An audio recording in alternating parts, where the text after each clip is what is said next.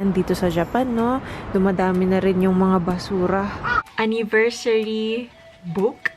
Hindi siya card. Reasons why I love the baby. Eto na ang scrapbook. Ayan yung first page.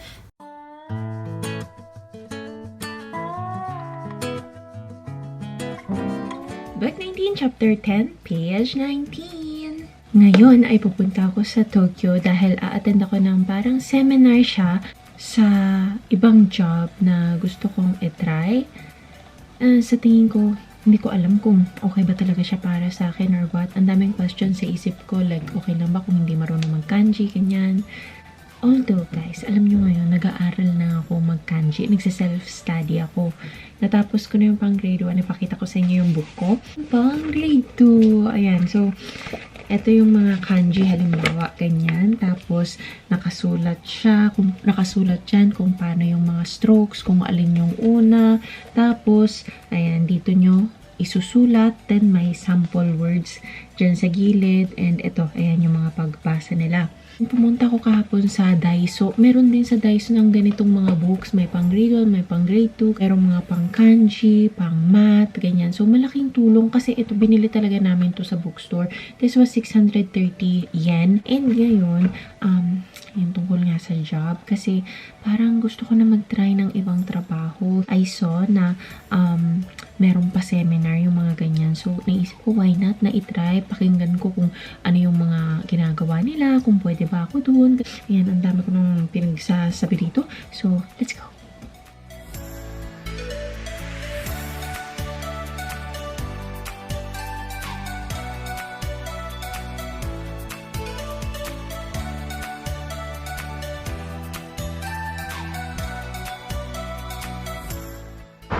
Pa yung seminar, tapos ngayon, my God, 9:04 pa lang. Saan ba pwedeng tumambay dito? Maulan pa naman. Ayan, may park sa tapat ng tren. Tambay muna ako dito. Ayan, may upuan. Basa kaya? Naku, basa. Sayang wala akong dalang plastic. Ganyan lang kasi siya. Puno lang yung parang roof niya, kaya medyo basa pa din. Ayan, dito sa Japan, no, dumadami na rin yung mga basura. Bago yung isip ko, maghahanap na lang ako ng makakainan kasi magugutom din ako mamaya. Yung seminar, 2 hours siya. Kaya dapat, diba, busog-lusog.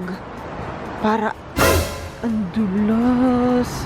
Katakot, para, yun, active yung pag-iisip.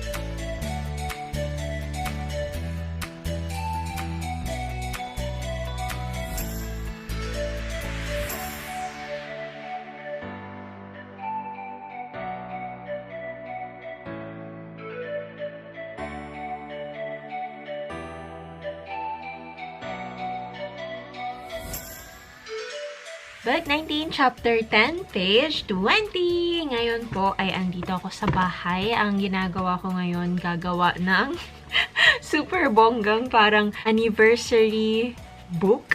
Hindi siya card. So, sa mga hindi po nakakaalam dito sa Japan, wala masyadong card. Siguro kung maghahanap meron, pero halimbawa sa Daiso, ganyan, wala masyadong card. Bihira lang ako makakita. Tapos kapag yung anniversary, ganyan, wala, parang wala. So, magsa-second anniversary na kasi kami ni Sam. And sabi ko sa kanya noon, doon sa base, kasi meron ng mga cards. Ang mga American, ang hihilig nila sa mga cards.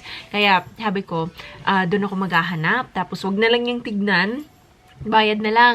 Pero, anong nangyari, naisip ko, gusto ko maging creative. Kaya, bumili ako sa Daiso ng ganitong para siyang scrapbook. Ayan. Ilang ano lang to ilang page lang to, mga 10 ata. Tapos, maglalagay na lang ako ng mga kung ano-anong sulat-sulat. Tapos, inisip ko meron nga ako ditong stationaries, ganyan. So, baka idikit ko na lang siya. Basta in a creative way. Tapos, meron din akong stickers and meron din akong mga tapes. Nakasulat pa dito, now and forever. So, ayan, meron dong mga cute-cute na ganyan. Pero, pinili kong itong simple na para kasakto naman kay Sam. At saka now and forever pa yung nakasulat. So, ayan, ilan ba to? 5, 6, 7, 8, 9, 10, 11. Wala, madami-dami pala siya. Akala ko 10 pages, mga 10 na papel pala siya. Pero, good luck! Eto, may sinulat ako sa papel.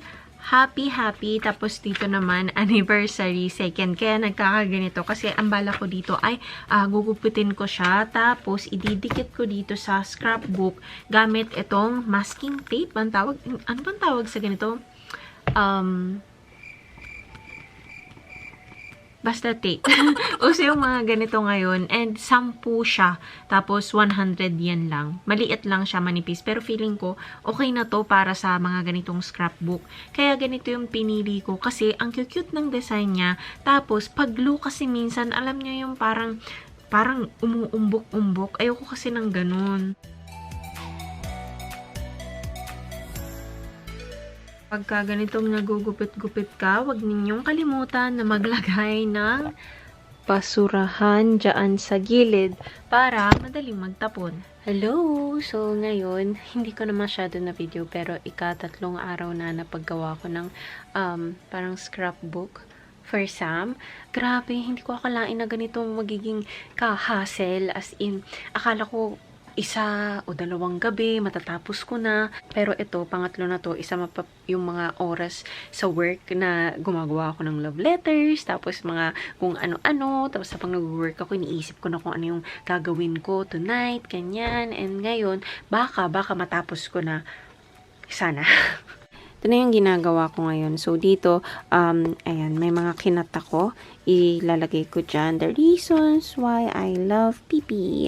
Wala palang the. Reasons start. Reasons why I love the Bibi. Kasi Bibi tawag ko kay Sam. Actually, marami akong tawag kay Sam. Bibi, Bibi cutie, ayan, kung ano-ano. Tapos ito, may mga reasons, ayan. So, yan yung mga ididikit-dikit ko.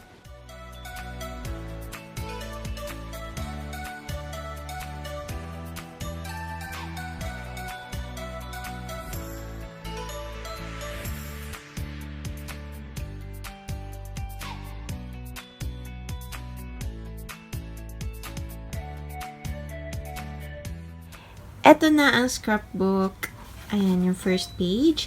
To my dearest cutie baby love, happy 2nd anniversary. Ito yung cut ko.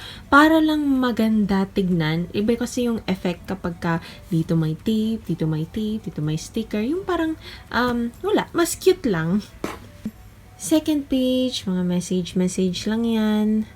Tapos, ito naman, yung mga letters na sinulat ko habang nag-work, habang talaga, ayan, marami yan. So, iba't ibang araw, nilalagyan ko na lang ng date. Tapos, ito dapat, may blank dito, dapat, susulatan ko pa yan. Kaya lang, unexpected, maaga kaming nagpalitan ng gifts. Akala ko Saturday, pero Friday night nagbigayan na. So, nawalan ako ng time. And ito, here are some of our important memories together. Tapos ito, ginamit ko lahat ng stickers na meron ako. Ayan. Kung mapapansin nyo, napakadami pang mga stickers. Ayan, si Winnie the Pooh.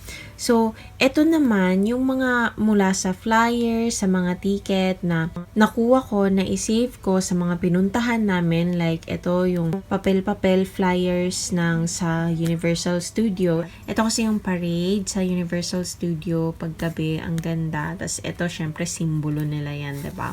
And, ito yung favorite ride namin. Napakalaki talaga ng tulong ng ganyan mga masking tape, mga washi tape. Ayan. Kasi talagang nakaka-cute talaga sila. Ayan pa, sa bamboo forest. Tapos itong tulay, nakalimutan ko na yung pangalan niya yung Japanese. Pero, ayan, sikat din yan. Ito sikat din siya. Pero feeling ko, hindi siya ganun kakilala compared sa mga bamboo forest, ganyan. Ayan, pero cute siya. Parang ano siya, mga tela ng yukata siguro, kimono, yukata, ganyan. Tapos para siyang lantern. Puntahan din namin to. Ano nga ba ang name nito? Nakalimutan ko. Basta yung sa Ilumillion. Sumakay kami ni Sam sa ganito. In fairness, nakakatakot yung ganito kasi wala siyang parang seatbelt or something, parang bar dyan na para ma-protect ka from falling. Walang ganon. Kaya nakakatakot pero ang ganda. Ayan, maraming message. Ito yung ticket sa zoo na pinuntahan namin. Tapos, ayan, ito naman sa parang flower parks. Nakasulat pa yung price at saka yung date. Tapos, ito naman, game. This will be fun. Ayan. So, parang pinapili ko agad siya kung alin yung, kung saan siya magsa-start. Dapat isa lang. Tapos, dito siya maglaland. Fetish on my face. Ayan, kumbaga, yung paa ni Sam, iaano sa mukha ko, parang ididikit sa mukha ko for 5 minutes, 'di ba? Ang weird. Tapos ito, nothing lang. Ito, bibib ako 'yon. Ako magpo-post ng sleeping picture of the baby. So hindi good para sa kanya, no? Kaya pag ito yung nakuha niya sana, good for me. Tapos dito, 30 minutes massage. Ito, nothing. Ito, your pinky on my belly button. Kasi ewan ko ba dyan guys, Sam, gustong hawakan na ilagay yung pinky niya sa belly button ko, sa pusod ko. Tapos dito, buy chocolates for the baby. So, bale, ito at ito, yung good for me. Ito, wala lang. So, itong tatlo, good for Sam. Syempre, mostly dapat good for Sam. Kasi, anniversary naman namin to at birthday niya. Pero, ang napili niya ay buy chocolates for the baby. Tapos, gumawa ako ng bago pero wala na siya dito dahil wala naman talaga sa rules yun. Pero naawa kasi ako. Gumawa ako ng bago tapos iniba-iba ko siya. Nagland pa rin siya sa buy chocolates for the baby. Kaya hanggang sa umayaw na lang siya. So, ayan, the reasons why I love the baby. Daming mga rason. Pero hindi siya umabot ng 100 eh. Nasa 60 lang. Tapos, ito, meron pang last letter. Sa dami ng letter, may last pa. Ayan. Tapos, ito naman yung mga tawag ko sa kanya. Japanese lesson time! Ngayon, magtuturo ulit ako ng ilang mga words na nabanggit ko dito sa vlog na to. Okay, so, ang park in Japanese ay koen. Koen. Ang girlfriend in Japanese ay kanojo. Kanojo. Ang boyfriend in Japanese, kareshi. Kareshi. Or kapag yung parang shota, parang lovers, yung walang kasarian, parang yun lang, shota. Ganon. In Japanese, koibito. Koibito. So, yun lang guys. Maraming salamat sa panonood. Sa next video ulit. Bye!